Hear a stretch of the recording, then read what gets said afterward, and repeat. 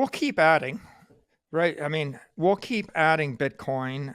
It's like asking if you were asking, a real estate developer in the middle of New York City, oh, you own like 8 blocks of New York City. When do you stop? Right. When do you stop? They answered, well, we're going to buy the 9th block here when we can put together the financing, and then the 10th. And if you said, well, when are you going to divest from New York City? The answer is, if you talk to New Yorkers, there's nowhere better than New York City. So they're going to keep building. And when they can't build out, they're going to build up. Right. And, it's like, well, I wanted to buy another 18 blocks, but I can't. So I rezoned the blocks I own, and I'm going to replace a 20-story building with a 100-story building. And there's Hudson Yards for you, or whatever it might be. MicroStrategy is going to keep developing its Bitcoin position. And yeah, it's going to get exponentially harder, right? This last week, you saw Block announce that they're going to start buying Bitcoin every month. You've seen accretion of Bitcoin by a lot of Bitcoin miners. A lot of them are actually not selling as much Bitcoin as they're mining now. I think you're going to see more Bitcoin miners buying more. I think you're going to see more Bitcoin exchanges buying more. I think you see the existing ETFs accumulating, but now we're up to 22 spot ETFs in the world, and they're all in a marketing war with each other. And so they're going to go harder. So I think, and at some point you're going to see these Russell 1000 companies, right? Which one of them wants to crawl out of their zombie state? It's like, you're just waiting for someone to decide they want the money. So I think that when they do that, they drive up the price of Bitcoin, and I have to chase it.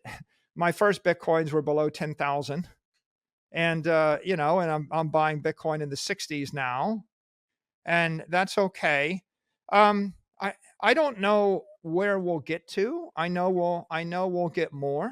We'll accrete from here. We will acquire more Bitcoin than we have right now, and we'll do it via organic cash and via debt, especially convertible debt, and we'll do it via equity, and that'll be a function of capital markets and all sorts of other dynamics. But I think Archimedes said, you give me a lever long enough and a place to stand, I can move the world. Well, the place to stand is Bitcoin, right? I mean, it's not a commodity, it's a scarcity.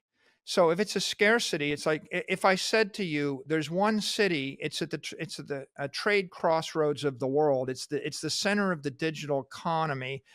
One day, everybody on the planet's going to be moving their capital through that city, but there's only 276 by 276 by 276 blocks in that city. And by the way, it's like 94% occupied, but you can buy another one of those blocks if you want. Do you want to buy some more?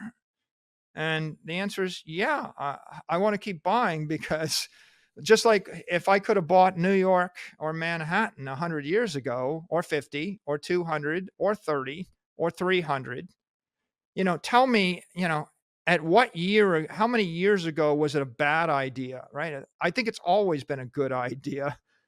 If you can hold, right? As long as you can hold the property. And why is Manhattan a good idea? Because it's a granite island at the middle of Long Island Sound and the Hudson, and it's got great natural harbors. It's the gateway to North America. It was always the best place to put a port, right? And if you look at it and you cruise around it and you stare at it and you look at the fact you can build that on top of that schist, it's obvious people are going to want to live in and do business in that city for hundreds of years.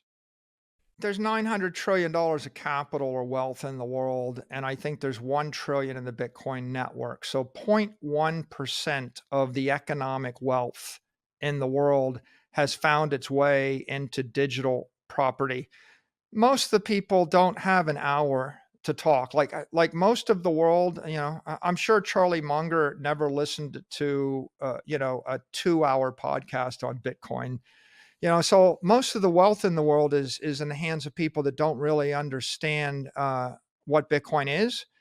And a lot of the advocates of Bitcoin, they have been intentionally confrontational or inflammatory, and they've gotten into a bunch of other debates. Like, does Bitcoin stand for, replacing banks or replacing currency or replacing government or replacing whatever? No.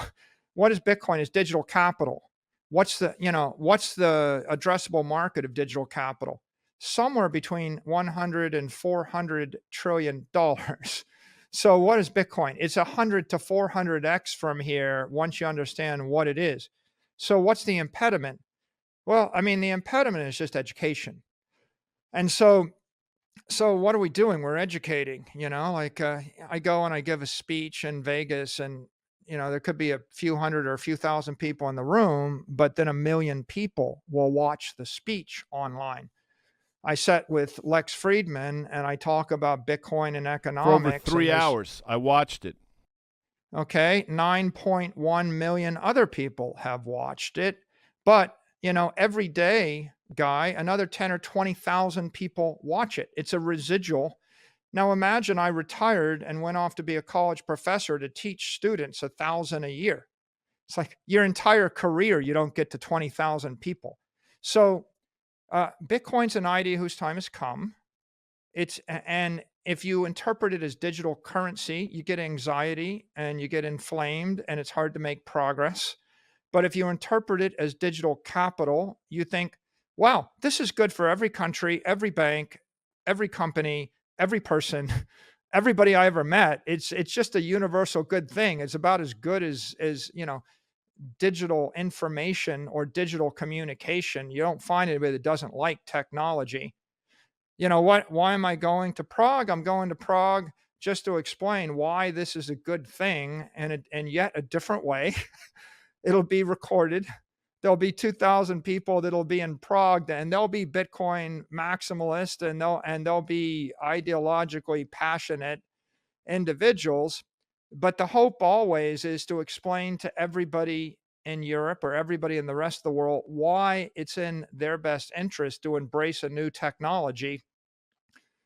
When you just think of it as technology, electricity, steel, there's no ideology associated with it. It's not going to solve all the other problems in the world. Like, we're not going to solve the problem of wealth inequality or, censorship or lack of freedom, or the fact that you disagree on this fiscal policy or that foreign policy. And those are all just very admirable things to work on. It's just not what I do. I believe you have to have laser like focus on doing